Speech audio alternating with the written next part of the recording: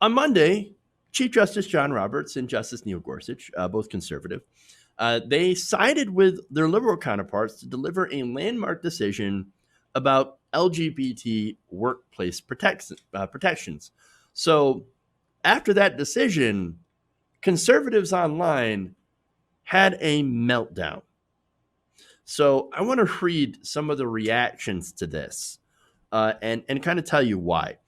So, now Carrie Severino, who is the president of the Judicial Crisis Network. So that's a right-wing conservative group that is obviously in favor of activist judges, right? And you're going to see that that's a bit of a theme here. Now, she says, Justice Scalia would have been disappointed that his successor had bungled textualism so badly today for the sake of appealing to college campuses and editorial boards. This was not judging, this was legislating, a brute force attack on our constitutional system. So wait a minute. Now, it's basically interpreting Section 7 of the Civil Rights Act to cover people, because since it already covers sex, right? So you can't fire a woman for being a woman, right? Or a man for being a man, although that probably would never happen. Mainly used as a way of sexism, and expanding that definition of sex to include people with who are gay, members of the LGBT community, gay and trans specifically, in those protections. That is somehow a brute force attack on our constitutional system. Now, look, that LGBT people should have been part of that decision already. This should not have been an open question. Okay. Nonetheless, shouldn't have been an open question. But now, thankfully, we have protections for LGBTQ people. And the thing is, and I mentioned this when I covered this originally, right? How a lot of people don't realize that just being gay or being trans can get you fired from your job, or it could have before this ruling. A lot of people thought, no, come on, there's got to be protections for that, even if it's at the state level or something. And look, in some cities, in some states, sure, but what we needed was a federal ruling, and now we have that. So now, again, what Gorsuch had said here, and to get into specifics about how this is just an expansion of Title VII, is if you would fire somebody because of their sex or something related to their sex, which this is, then you're in violation of Title VII of the Civil Rights Act. So you can't do that. And sexuality, of course, is related to your sex, and as well as, if you're transgender.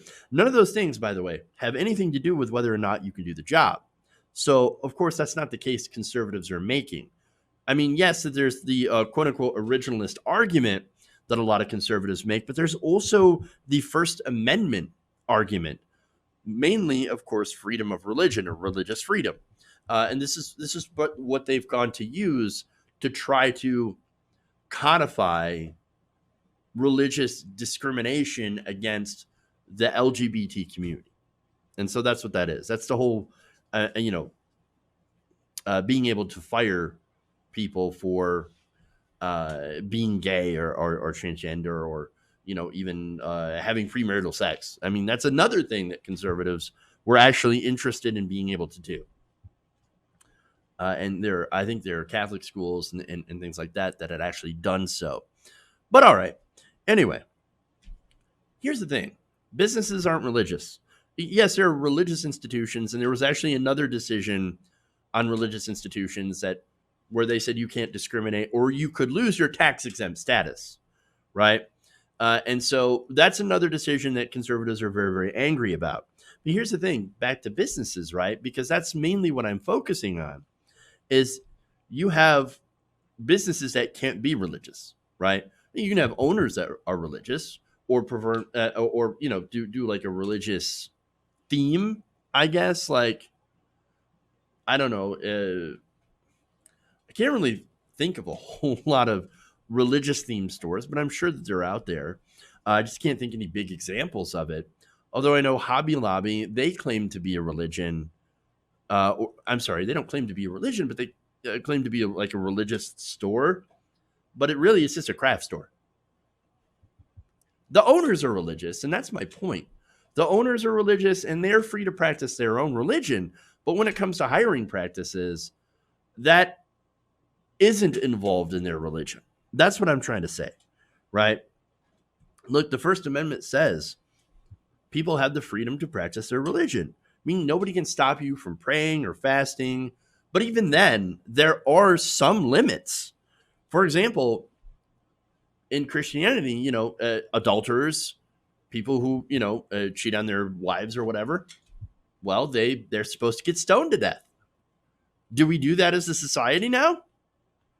No, because it's literally a crime.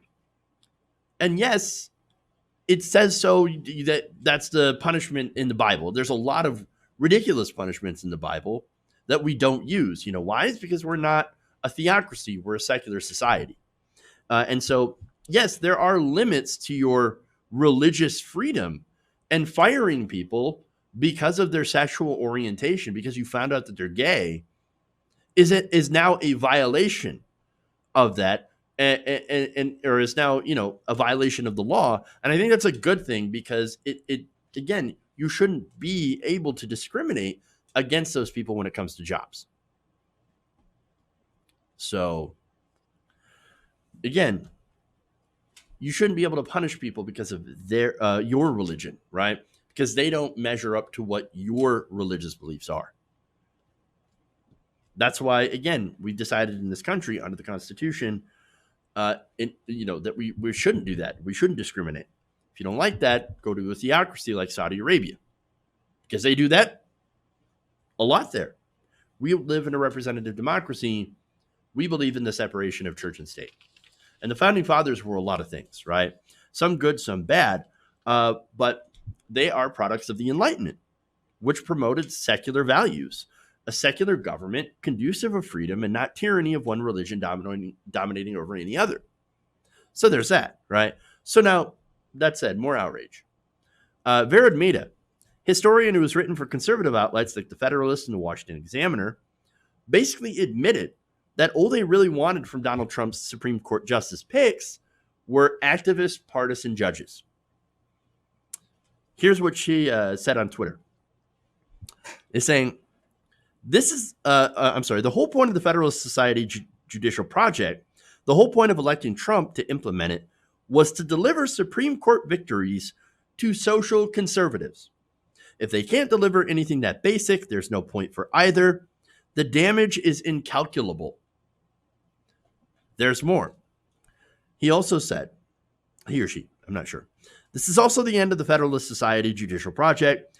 Gorsuch was grown in the Federalist Society lab and did this.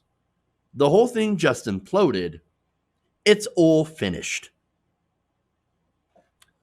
They just admit that they didn't want the justices to interpret the law, even in an originalist saying, right, or perspective. Because again, originalism is, yes, a very, very conservative sect of people that look at the Constitution and say, no, we must interpret it as the founders intended. No growth, no change. That's why they call it originalist. They look at the original document and interpret it based on what they would think that the founders would do, right?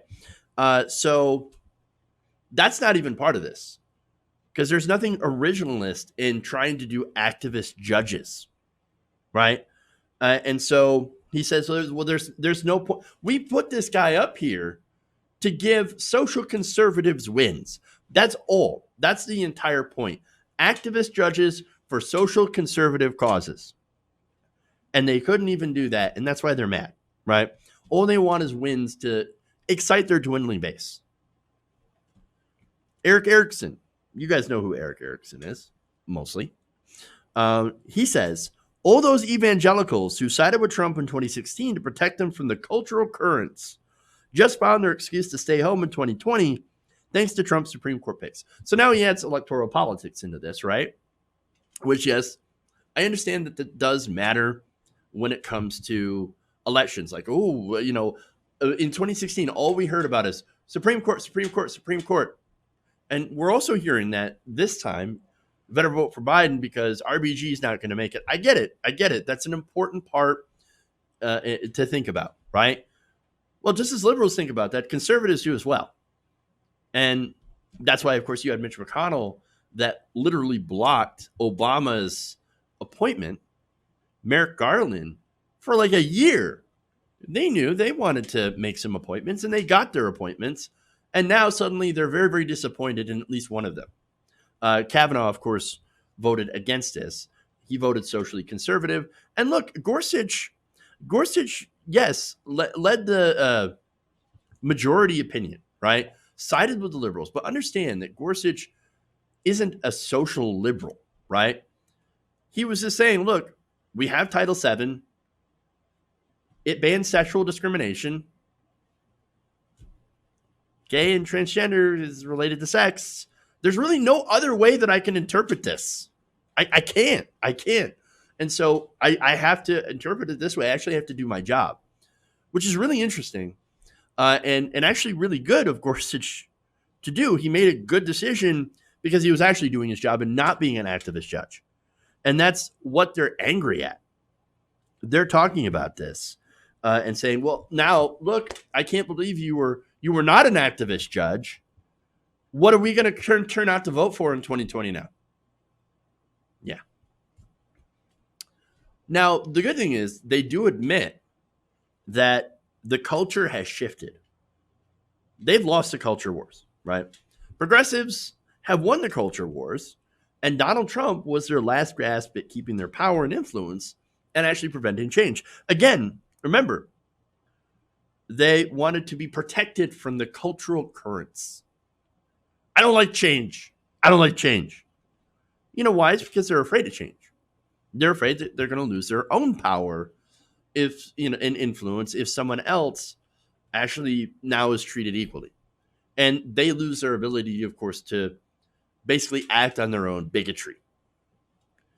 Now, there's another one here. The now deleted tweet, Josh Hammer, conservative opinion editor at Newsweek, accused Brett Kavanaugh of flaunting his virtue by congratulating gays and lesbians on their win, even while he decided against it. So you can't even say like, hey, look, I was against this, but hey, you got equal rights now. Congratulations.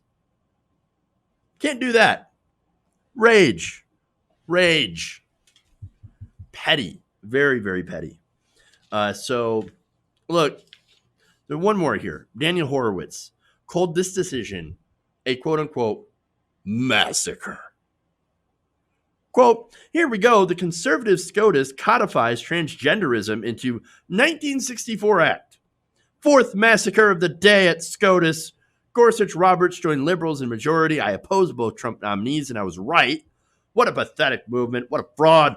That's real originalism there. Imagine feeling like somehow that people finally getting the rights to not be discriminated against when it comes to getting a job. Something that all conservatives are like, why don't you go get a job? Well, if you allow people to discriminate against people, trans people and gay people, so they can't get jobs and they can't get work and they can't get a place to live, and well, they can't really do that. Now, can they? It doesn't make any sense. But again, unfortunately, a lot of conservatism doesn't. But imagine thinking that them getting the ability to not be discriminated against as a massacre. Oh my God, what a massacre! Really, who got massacred? What did you lose? Oh, right, your ability to be a bigot, to be a bad person, right? To say no, my religion says you got to do what I tell you to do. You can't be yourself. No way, no how. I'm not going to allow you to be yourself. You have to be someone else, someone that I approve in your off time. Because, again, none of this matters when it comes to work. I mean, again, these people are ridiculous. All it is that they just, I mean, it's all about their personal fifis, right? it hurts their feelings. Oh, I want to discriminate against people. And now I can't. How sad. And it goes on and on. This is from, again, conservative thinkers, right? The average conservative person is throwing a complete bitch fit. But look, they never cared about interpreting the law, right? No, what they wanted to do is hold back society and ensure certain people do not have rights. What they should be doing is trying to fulfill the actual promise of America, which is supposed to be, and we're far from it, one nation with liberty and justice for all.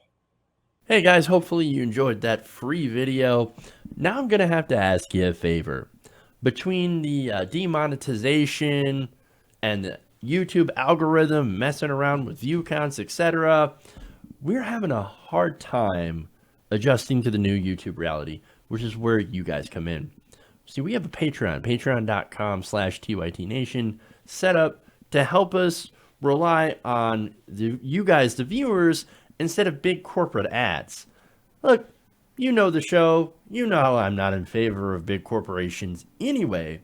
So help us transition away from relying on the ad model to pay the bills and sign up to be a patron, patreon.com/TYTNation. That goes a long way to help us keep the lights on. And you guys will know that you're supporting independent, progressive media.